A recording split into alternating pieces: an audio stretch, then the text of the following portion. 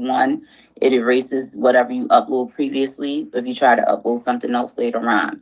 So if you're taking a picture of your assignments and everything has been working out for you with your uploads, so you take a picture of your assignment and then you upload your, let's say your 3 bullet points or whatever you uploaded because you saved it to your computer.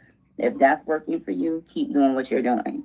If you notice, and I'm saying go back and check, if you notice you uploaded your 3 bullet points and then you went to upload your active learning templates for whatever reason and the stuff is not there, then you have to do it all over again and upload everything together. Okay?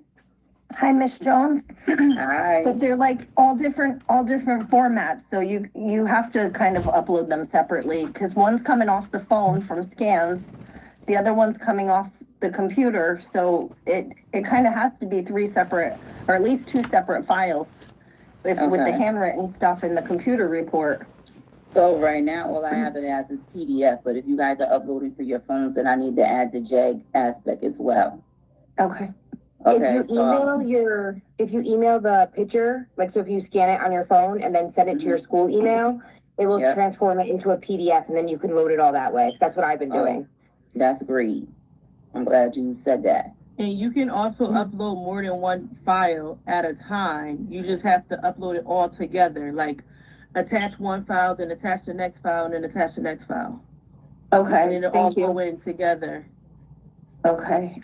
Okay. All right, I wasn't aware. Thanks. Make it easy for yourself, guys. This is the last term for you. It's not rocket science. You guys have been doing this. You started from the beginning, and there's no need to get stressed out and overwhelmed now.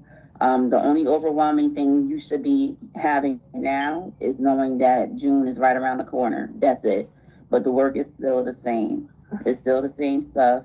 I don't know why they only had you guys doing the active learning templates for the proctored exams and not the practice, but we're not going to discuss that.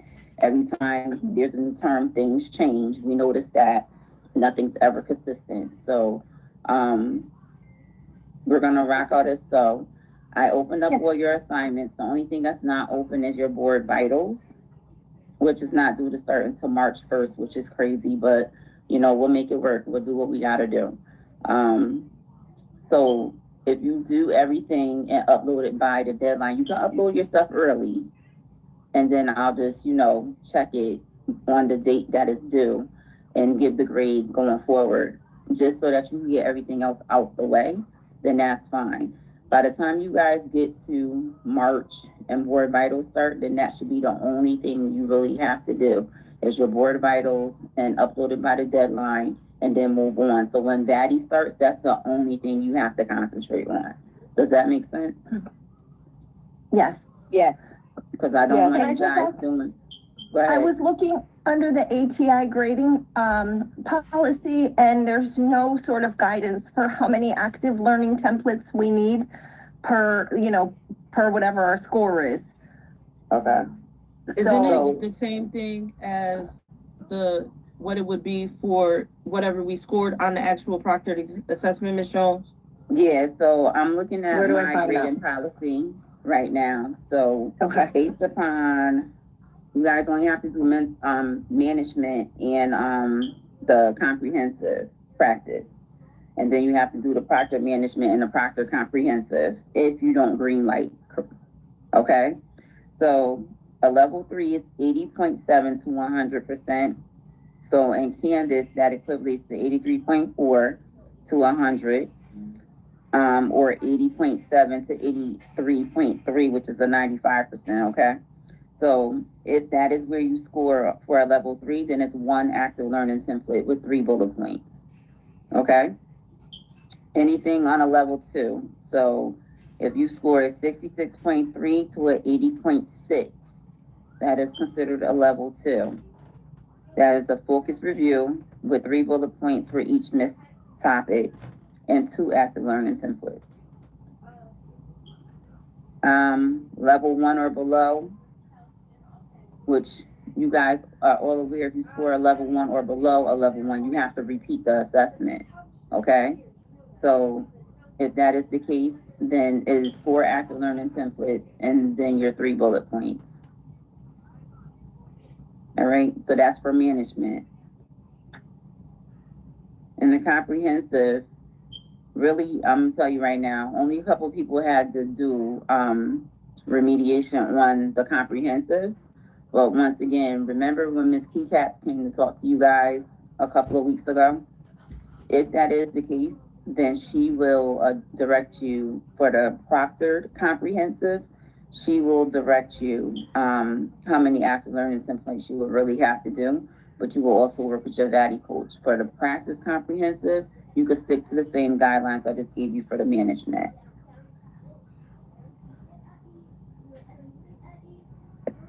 Okay, thank you.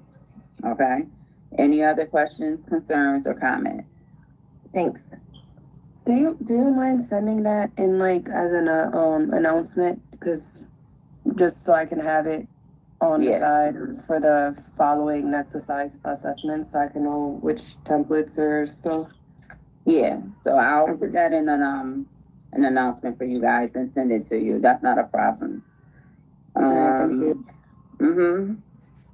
What else?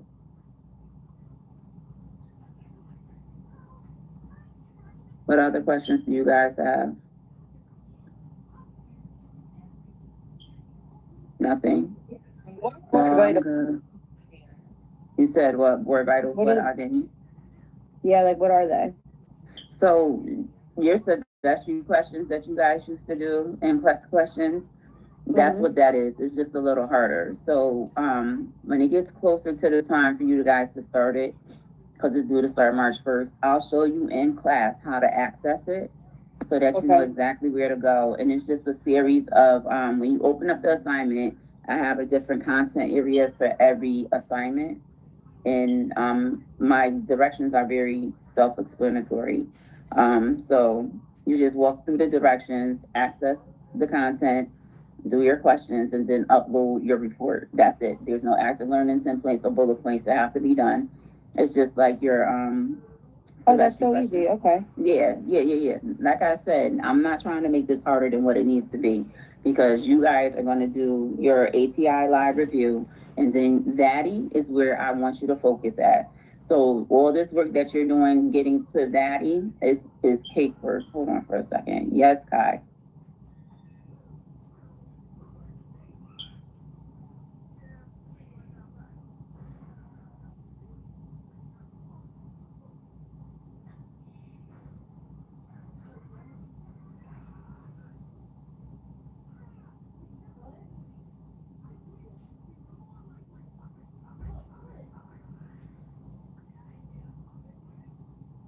Okay, so anybody want a 6-year-old? No, ma'am. Okay. Oh, ma'am, I got one. I'll take him. He sounds cute. Okay, we'll see. I have 3 of my own. I'm all set. Listen, I send snacks and food, so you'll be straight. So, Don't worry. listen, just bring him over. I'll take him. Listen, I'll He'll train have a 2 great teenage day. girls for him. Listen, he'll come well prepared, trust. Oh, perfect. I'm all set. Let's go. It's the sending snacks with him that kills me. Yes, snacks, food, video games, books, and his homework will be. Oh my God, come on. He can stay for like 2 weeks. I'll take him. Girl, don't tempt me now. Listen, if you're offering, I got 2 teenagers. I got attitudes if you want them too. No, Steph, I like the little ones. Yeah, I can take the attitudes. I like dealing with the attitudes. Yeah. So tonight we were supposed to talk about the legal aspects of nursing. So with that, just go over the Good Samaritan law. We were supposed to talk about human trafficking, which is very big now. They're starting to incorporate it into most nursing programs. If you see somebody being taken, or it looks like somebody's in distress, like they're being taken, just call the police. Don't try to intervene. If you can get the make, model of the car, that's fine. Give it to the police. Once again, do not try to intervene. Do not try to be super save a hoe. Okay. We're not trying to get ourselves hurt. We're just trying, to intervene safely and have a legal moral compass to report. We have a duty to report. Okay, so that's what human trafficking 101 is. And if you get into the predicament, like I tell my daughter and her friends, always recognize your surroundings. If something don't seem right, vacate as soon as possible. If you're out with your friends and you're having a good time drinking or whatever, never leave your drink, unattended. And if you do leave it unattended, don't pick it back up, period. Get a new one. And don't take drinks for anybody you don't know. Because, at the end of the day, bartenders have accomplices. And if they really want to put something in there for somebody, they will. So just be mindful of where you are and what's going on around you at all times. And if you do wake up in the back of somebody's vehicle, try like hell to get away if you can. But also realize, things happen. So we're not trying to get you hurt either, okay? So Human Trafficking 101, that's the short synopsis of it.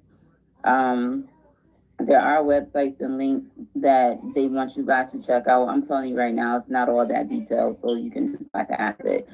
The highlights of legal issues and ethics in nursing, please go over that because that's very important. What legally you can and cannot do. The state of Connecticut, once again, LPNs cannot assess, but you evaluate. So your evaluation is an assessment. It's just legally, it can't be called an assessment. It's called an evaluation. As far as like certain medications you guys cannot push, you have to have an RN administer them, like IV push antibiotics or IV push meds, IV push narcotics, whatever the case may be. You guys cannot do that, but you guys can give regular meds by mouth. So just recognize what you can legally and cannot do, can and cannot do. Your assignments, your ATI online practice, I opened that up, but Ms. Keycats was there. It's not due until the 29th. So just make sure you upload. That's not going to give you a level. Your practice assignments are not going to give you a level. It's just going to give you a grade. So based upon the grading, and I will, put all of that together and send it to you guys. That would be how many after learning templates you will have to do with the 3 bullet points.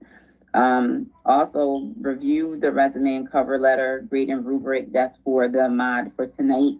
You guys do have to write a resume. You should have had one already completed because Career Services should have met with you guys in term 1.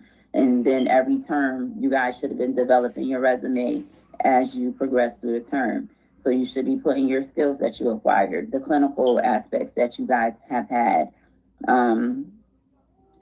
that type of stuff, your other work history outside of here, whatever you're doing now for work, what other skills you have, your CPR, any sort of other certifications you have, your education. You should have like a brief summary of you. That's your selling point to, for them to even look at your resume. So look at the grading rubric for that and also the cover letter. So with that, I have that scheduled for you guys to submit. If y'all hear my husband's TV, just let me know. April 12th, because you guys have mock interviews April 21st, okay? So with the cover letter and resumes, what I noticed with last term, Career Services has like one template for that. It's not very detailed. Everybody basically had like the same look, the same style. I will tell you a lot of things that they had on these resumes last term should not have been up there. So they're not really checking them like they should. Like Career Services is going to look at it and say, oh yeah, that's great. That's wonderful. It's good to use. I'm telling you now, just review your resume. If you need me to check over it before you give it to Career Services, that's fine. Just bring it to me so I can review it or send it to me so I can review it and I can tell you what changes you need to make. Some of the people that were doing the mock interviews last year, they were very critical of the resumes of the last term class. The previous term before that, they didn't really have much to say, but last term, they kind of picked up on the same things. And that was like the style that Career Services is using. So it wasn't to the fault of the student, it's more to the fault of Career Services that they need to change their style or recognize that there are different style resumes. But as long as you guys have, the important parts that's on the rubric up there, then you guys are fine. If I need to send a copy of my resume, then I can do that so that you guys can have some type of guide as to how to set it up. But if that's what you guys want, I will do that. I would like you to do that if you could. Okay. And then, Is it the 1-page resume? Because when I sent them mine, they told me mine was not professional, even though it's a Yale University resume. So if I need to shorten it, I can, but mine is literally off of Yale University guidelines. yeah, then it should be fine. It could be 1 page. It doesn't need to be no more than 2. So let's keep it, to a minimum. So I'll shorten mine. Yeah, so it doesn't need no more than 2, because after 2 pages, nobody's really looking at it, and I'm being realistic. If you need to change the font to make the font smaller to fit all your important things in there, I will go no more than a 9, a 8 to a 9. If it looks like you can't read it or see it from your eyes, then think of how, the next person is gonna see it. Okay? So I'll do that too. Actually, I'm revising mine now, because I had to include my masters and take some things off. So I'm with you guys, like I had to shorten mine as well. So once I'm done with that, I will upload it so you guys can see it and use that as like a guide of what you need, but also look at the rubric to see what specific things they want you guys to have up there so that you're within that. Chances are, I don't fail anybody on a resume, because once again, Career Services has to check it before you can submit it for a grade and to use it for your mock interview. Okay, so once they check it, then you guys will upload it and for a grade, cover letter and the resume for a grade. Okay, make sense? All right. Yeah, they haven't done my cover sheet, but they did do my resume already. Okay, and the little word to the wise, make your appointments early, because what I noticed last time was the students were emailing them. There's some system you guys use to get to them that's separate. Is it CareerWise or something like that? Yeah, they never responded to the emails. I had to set it up in person. Correct. So that's what the problem was last term. They weren't responding, and I had to go to the head person and let her know, like, the students are sending emails to their advisors and nobody's responding. What's going on? And she was like, oh, it's not close enough to the mock interview. And like I told her, you know what? It doesn't have to be the day before the mock interview. It needs to be in a well enough time. I said, I'm teaching my students time management and how to prioritize their time. And if you guys are sending them emails to get appointments, then they should be responding back to you, because nursing is not always last minute. So, if you're not getting a response, please let me know so I can address her again. Okay. Okay. Any other questions?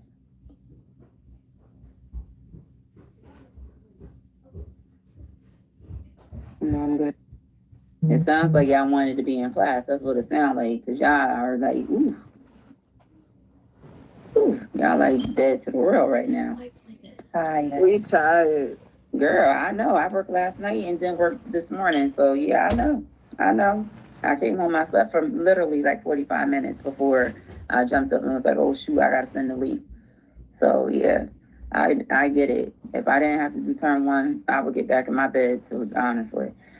But that's gonna be an experience on its own. All right, so if there's nothing else, I already marked you guys all in. You guys can go ahead and do your thing. That's the beauty of term 1. I don't really have to worry about you guys, because you guys can pretty much do your own thing without any issues. But if you guys have questions, reach out to me, okay? Alrighty. Thank you. Okay. No problem. Oh, Thank you. one more thing. So as I was telling Janice earlier, Miss Keycats is a part of the class, but not a part of the class, if you catch my drift. So she comes in, she explains Daddy, which she did that night she was there. And then once you guys get closer to doing Daddy, then she's supposed to come back again and, answer any lingering questions you guys may have. Now, the students last term found that it was not productive or useful to keep emailing her, texting her, stuff like that, because it was like late responses, or they felt like they weren't getting the support and the answers they needed. I'm going to tell you, like I told Janice earlier, you guys, yes, in that aspect of daddy, yes, you do email her, you do reach out to her, you do what you have to do just to keep the lines of communication open. But if you ever feel like you guys are not getting the response or anything that you need, then definitely let me know so I can get on her, because she's the direct link to your daddy coach. Okay. So usually all the students in the same term, same, aspect of term 4, all have the same daddy coach. But being that there is 22 of you guys, I don't know if they're gonna separate you guys or split you up or whatever the case may be. We'll figure that out when it actually starts. But if that is the case, that you guys all have the same daddy coach, then you guys are gonna have to stay on her. And when I say, if it's the same one they had last term who kind of went MIA, like students weren't getting their stuff graded, like they kept emailing this chick, and she was making them wait. And then it got to the point where some students had to come in for the actual comp predictor, and they got their green light while they were sitting there. Okay? So this is why I stress the fact, like, when you guys get to that part of daddy, you guys have to stay on her. Don't be regimented, and stay on her to get your stuff corrected, so that when you guys take your final exam, which is like 150 questions, and that's going to tell you if you green light or not, that you're not sitting here waiting for her to correct it or to say, hey, like, do I really have to go in for this exam on, the Thursday, because your last comprehensive exam, exit exam for me this time is on a Thursday, which is weird because it's never on a Thursday, it's always on a Monday. But, do I really have to go in and take this exam on Thursday? Like, or did I green light? You get 3 chances to green light, okay? So once you complete all 10 of your daddy modules and the question content ranges, the number of questions ranges and the content ranges, then she's gonna open up the 150 question test, and that's gonna be your test, the green light. And if you green light off that test, you do not have to come sit with me that last day of June for your term. But if you do not green light, then yes, you have to come in for the test with me. And God forbid, if you don't pass with that 92% probability of passing, then yes, you have to wait a week. And then as long as you have your other daddy attempts, so let's say you use 2. So if you have one more attempt at daddy, then you can take it outside of doing the comprehensive with me that first time. You could reattempt to get your green light a 3rd time. Now, if you get your green light, then you don't have to reattempt the test with me the following week. Does that make sense? Yes. Yes. I wasn't sure if she went over that. I couldn't remember if she went over that or not, but I was like, let me just repeat it because it gets to be a little confusing. So let's just say, hypothetically, I go to take the test. I don't green light. So I go take the test with Ms. Keycats. So let's just say, hypothetically, I don't pass it. So I still have a daddy attempt. I'm going to take my daddy again and attempt to green light. So let's just say, once again, hypothetically, I don't green light. Then yes, I have to come back to the school. I have to remediate off the comprehensive that I took with Ms. Keycats, and I have to send it to her so that she can review it and, go over it and stuff like that. And then she would set up a date the following week for me to retest again. And I have to be there to retest. And then based upon that, hopefully I pass it. Then based upon that, if I do pass it, then the following week you will go back and do your licensing with her, and they will pay for your test, your NCLEX exam and everything else. But if I don't pass that second attempt, then you will have to sit there and make a time to go into the school and meet with Keycats personally one-on-one to see where your deficient areas are so she can work with you to get you proficient. Does that make sense? Yeah. Okay. Yeah. So the goal is for you guys not to have to go in there, period. The goal is for everybody to green light. Do y'all agree? Yes, let's all green. Yes. Okay. I have to green light. My daughter graduates on June 11th. I can't be sitting on a 4-hour test. Listen, I'm mature. If I have to sit there, I'm fine. Yeah, I really am fine. I might not look like I'm fine, but I am.